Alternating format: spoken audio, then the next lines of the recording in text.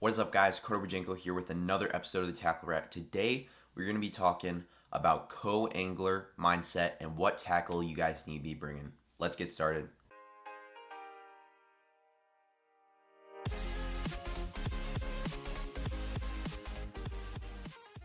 Alright, guys, so today I want to talk a little bit about my mindset.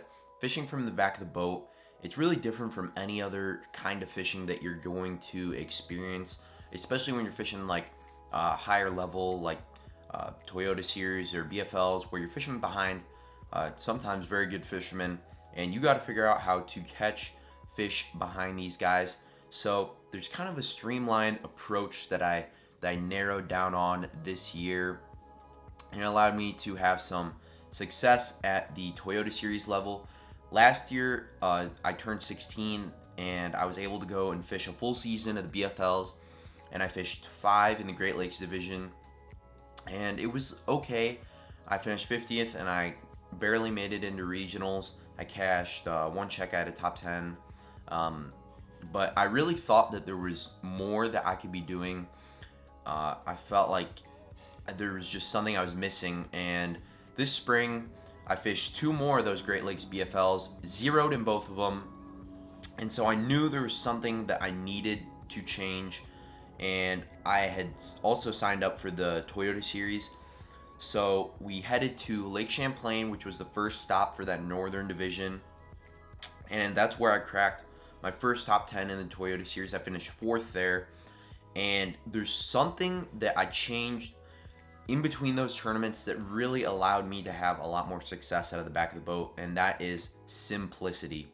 As you can see behind me, I got a ton of rods, all those big swim baits, and that box right there, that blue box, is loaded with tackle. But when it comes down to fishing in the back of the boat, you do not need all of that stuff. And right here is actually the bag after Lake Champlain that I brought with me in the boat with each pro that I fished with for every tournament. So this is a Bass Pro backpack. There's actually a bottom, but I took it off. And this whole year I've pretty much been bringing a 1/3600 size box and then a couple bags of plastics, and that is it. And kind of what I did before, I was bringing like 6-7 rods. I was bringing it, like, jamming the backpack and bringing the bottom part, and trying to fit as much tackle as I could into this bag, thinking, you don't necessarily always know what exact situations you're going to be put in, so I kind of felt like I wanted to be prepared for anything. But the truth is, as long as you've seen the lake, you kind of know what to expect. There's just a few baits that you need to bring that you have confidence in, and they'll work in almost every situation. So that's what I did. I brought baits that I had confidence in. I brought limited amount of gear, and it allowed me to get more casts in during the day, have my bait in the water for longer than I did before, and I spent less time retying, and I really feel like that allowed me to get more bites and have more success out of the back of the boat. And that's really where it clicked at Champlain. I weighed in probably over 10 of my fish just on a drop shot, and I was sticking with mainly one bait. I was throwing either a TRD or a flatworm, and then we went down to tie one day, and I flipped a couple there for largemouth. But that's really, in my opinion, the way to go as far as mindset in the back of the boat. And that's why you see a lot of guys that are very successful in the front of the boat.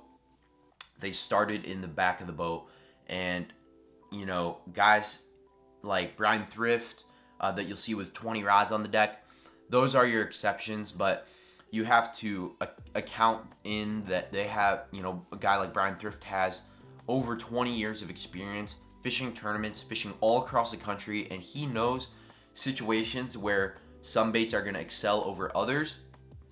And it's not like he's just mindlessly throwing 20 rods on the deck. He has a situation, a time, and a place for each one of those baits.